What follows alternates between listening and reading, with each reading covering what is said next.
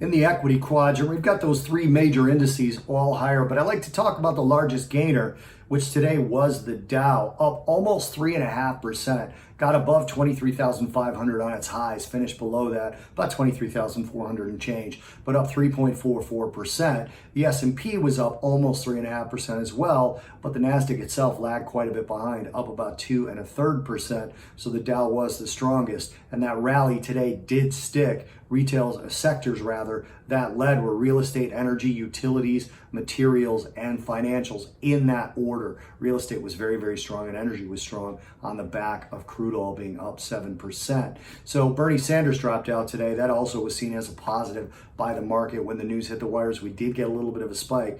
That just means less of a socialist candidate is possible, the possibility of being president. So even though we're going through some things now with the stimulus that might by some people be considered a little socialist, the prospect of a Bernie Sanders presidency, especially in healthcare, pharmaceuticals, Wall Street firms, all was pretty negative. Anytime he took the lead in the primaries or won a primary, stocks would fall, all else equal. We saw that while he was still running. He dropped out today. And lastly, the virus news actually got a little bit better with new cases kind of dropping off in the United States. There's still new cases, but the rate of increase is started to fall. That's looked on by Good News, specifically by Dr. Anthony Fauci. But of course, there's caution because that could spike again. It's a very short-term thing. But those things both led to the Dow creeping up a little bit and holding on to its gains, passing really the Nasdaq and the S&P. And lastly, I mentioned energy. That was a big part of the Dow rally today. Energy, crude oil specifically, was up 7%,